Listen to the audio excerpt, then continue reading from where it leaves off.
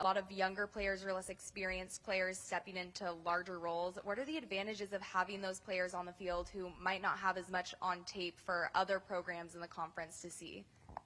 Yeah, and I don't know the exact numbers, but, comparative to roster turnover, like our first year, I think it was over 50 players. I think our second year is over 40. So there's turnover, but in a different way. Like we sent a lot of guys onto the NFL, a lot of opportunities. That doesn't mean the guys behind them aren't going to be those same, quality players. Every year we've had more get the opportunity to go play at the league. So I think you're going to see some faces that are certainly capable of that. But it starts at what they do at Oregon. So that's part of what we got to figure out, right? There's some turnover, there's some new learning. Maybe you peel back a little bit less on the install, but you're also afforded so much time in the summer and the spring to really get a jump on what you want to be able to accomplish and what you want to be able to learn. So our guys, we have a big volume. We have a lot of stuff on offense, a lot of stuff on defense, special teams that we're going to be able to incorporate this year, and it's about what they can handle and getting them ready for those moments. We're going to go back for the next three. Matt in the middle. Kind of touching on that, you recently talked about the confidence in a lot of guys that are going to be playing for their first opportunity for the public to kind of see them. Where does that confidence come from? Where do you feel like this team's still going to be where they were last year, but with new faces? Well, I don't know. I mean, that's what we have to figure out. But, you look at competitive sports, you look at guys that have a lot of success, and a lot of it comes on with, competition anxiety, right, and then lack of confidence. That's where people fail. So our goal within fall camp is how can we create the same anxiety you'd have on game day? How can we make practice look as much as possible like a game? And how can we build confidence in what guys do well? And that's part of our job as coaches. It's about having belief in players that the next play is the most important play. And our guys, when they get their fuel from internally, intrinsically, rather than externally, I think that's when they perform their best. So that's really the goal this fall. Coach, you talked a lot about, obviously, the goals. I'm just wondering, year over year, how much are the goals of this program under your leadership stay the same, and how do you maybe add new goals to kind of change the flavor and keep things kind of progressing and moving along each year that you're a head coach here within this program? Well, I think everything in football is about learning different ways to say the same thing over and over again, right, to make sure that it's interesting and exciting for your team. Ultimately, winning football is winning football. That's been really consistent. What's the new run scheme in the league that we haven't seen? That's what's different, right? So you have to be great at stopping the run and great at running the ball, right? We know that. So that's the goal that stays the same, right? We want to be able to be a team that can rush consistently for over 5 yards per carry. We want to be a team on defense that can hold people under 3.3 yards per rush, right? So that stays the same. What's going to change is how do you do it. So I think the goals, they're consistently the same. There's some of those goals that we've hit in the past and some that we hadn't, but that tells you quickly, okay, this is an area that we want to attack. This is something we got to do better this season. So ultimately, a lot of it's the same. The process of getting there might be a little bit different, but the process in itself is also the same. Far left, back. Your first year out, you win the Big Ten. How do you top that, and what's a successful season in your eyes this year? I get asked that question every year, and for me, it's always the same. What's the best version of us? If we're playing our best football, if we're being the best that we can possibly be, then that's something I'm excited about, and the results kind of take care of themselves. What's our goal? I mean, we have high standards. We came here to win championships. Obviously, we got an opportunity to taste that last year with the Big Ten championship. We want to win them all, not just some of them, right? But that's also not football. That's not very common. It's hard to do. So biggest goal is to be uncommon, right? To do things that other people can't do, and we have to figure out who we are to get there. Right here, back row, left side. Obviously, the first couple games last year, you guys were winning, but you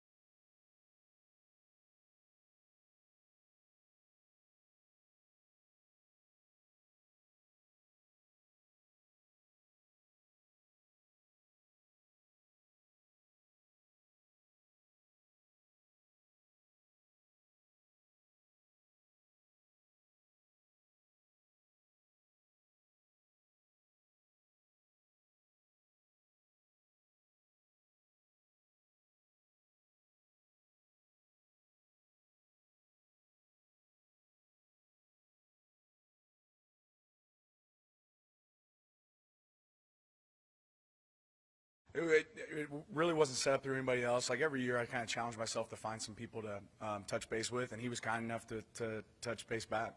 So there's a lot of people that have done the game at a really high level that I want to be able to pick their brain. We really talked about all things program, right? Not necessarily messaging, but all things organizationally.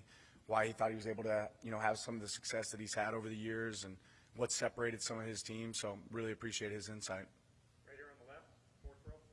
Coach, losing Evan obviously hurts because not only is he a talented player, but he's a guy with experience, starting experience in this offense. But what excites you about the opportunity that he gives to other guys in that receiver room? Well, it never excites you to see a player get injured, right? That never excites you. But I do think we'd be lying if we said there wasn't an opportunity now for other guys to be able to step up and create a role for themselves. So I'm excited to see how that all plays out. I have a lot of confidence in that room. I have a lot of confidence in Coach Douglas, Coach Stein, and what they do with our offense. But part of that's figuring it out through fall camp. Coach, with Jeff heading to the NFL now, it sounds like we'll probably see at least one new guy emerge as a contributor at linebacker. Whether we're talking about Jerry, Braden, Kamara, Dylan, what have you seen from those guys and their development and taking that next step? Well, guys just worked really hard this summer. I think our guys have put in a lot of work. As far as production over the summer workouts, I think we've seen as much from a measurable standpoint as we've ever seen since we've been here. Coach Love and his staff did a great job. There's going to be some linebackers to get an opportunity to have a role. And I've been at places where you're playing 5 linebackers, right? I've been at places where you're playing 2. So a lot of that's going to be based on what they're able to do this fall, within fall camp and then throughout the season, right? You want guys that continue to grow. Coach, the second.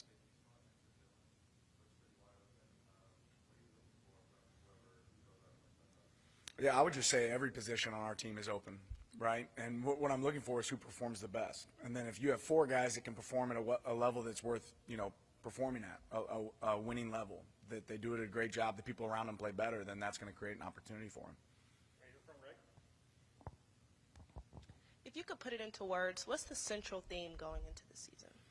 I kind of said it the other day, but double down, right? And that can't be misconstrued with the difference of growth, because growth is really important. But you look at our team over time and you say, man, this process has worked, right? We've gotten better every single year. We've won more games. We've played competitive football at a really high level. So the process works. How can we do the process better than anybody else? The pieces that'll change within that process is, about us as coaches and us as players figuring out what we do best and what's going to be really tough on our opponents.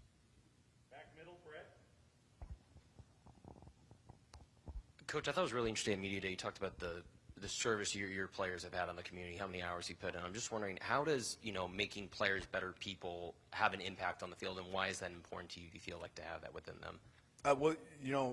The only thing that I probably get graded on in my job here is if we win or lose, right? But personally, how do I grade myself? Are these guys walking out the door better humans, right? Are they going to be great fathers, great husbands someday, people that you want in your community, people that business owners want to hire or create their own businesses?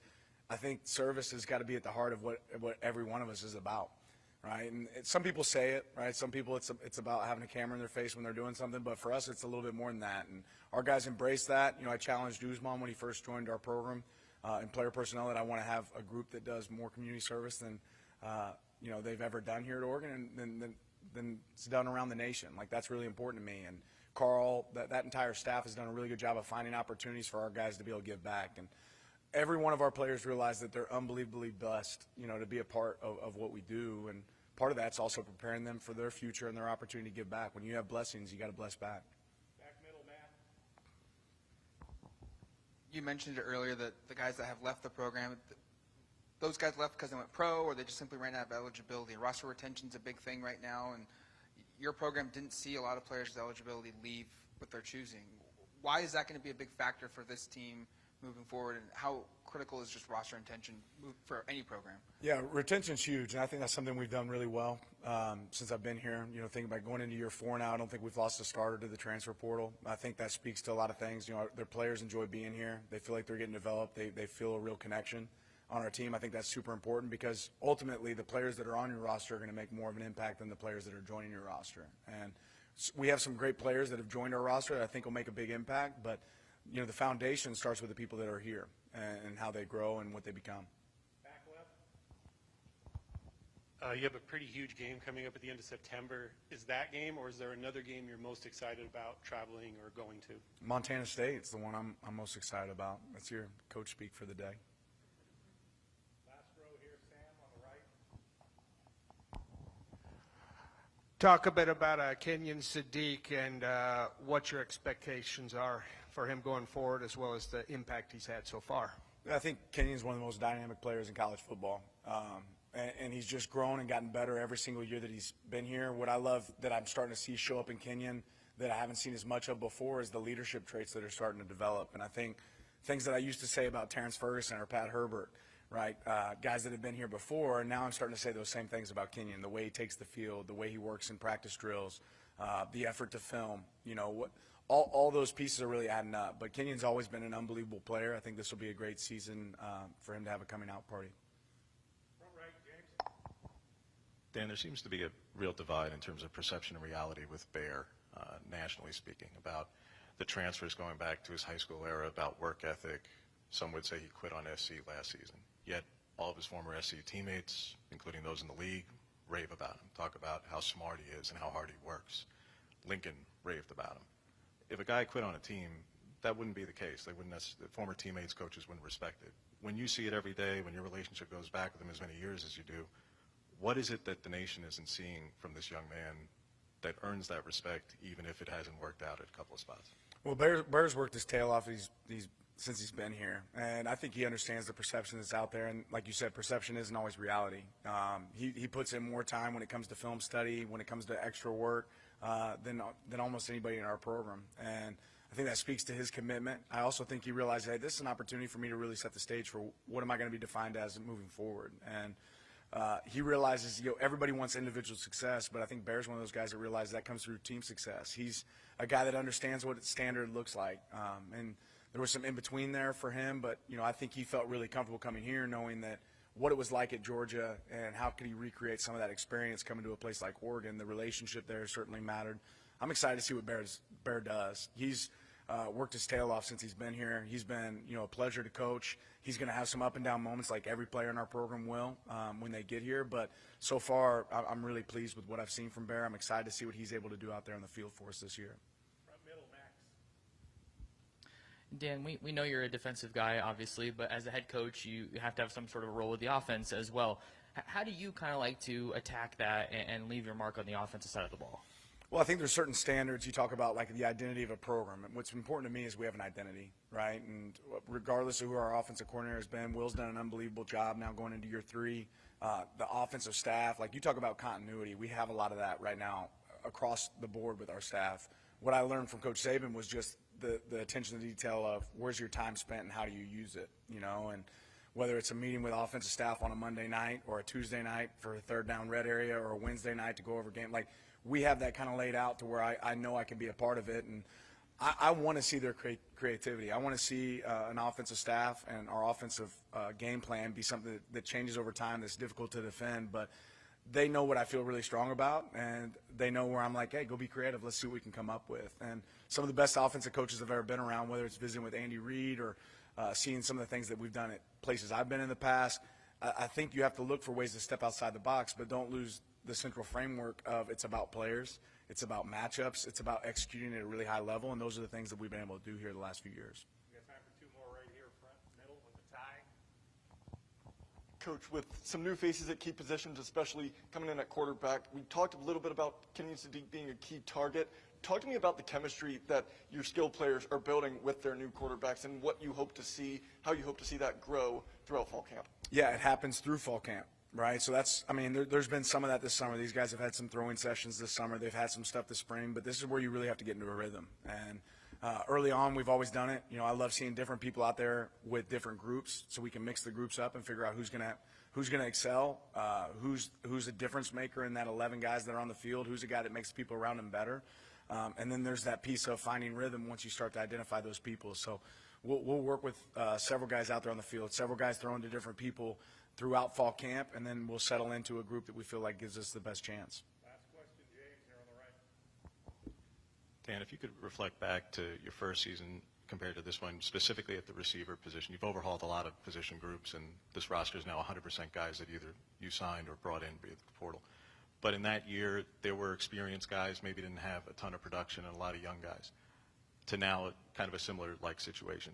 Can you speak to the similarities that there may or may not be, and how much Junior did to help morph that room and bring it to where it is, and what Ross can do to put his stamp on it now, and what he's already doing on the recruiting trail going forward? Yeah, it's interesting. There's been some great wideouts to play at Oregon, but I don't think that's something that Oregon's ever necessarily been known for. And you look over the last few years at some of the guys that have been performing for us, whether it's going back to like Troy, right, or what Tez has done more recently. Like, we've been able to have some real success with our wideouts. And I even think back to that, the beginning years of early guys like Chase Cota that made such an impact just because of the way he carried himself, what kind of leader he was. And then obviously Junior did a great job with talent acquisition and developing relationships in that room. I'm a big fan of June.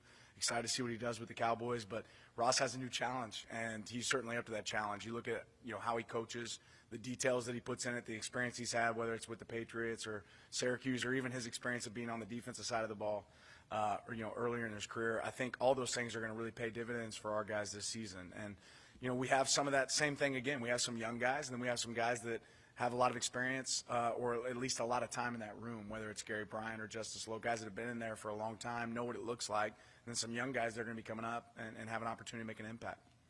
Thanks, Coach. Appreciate you guys.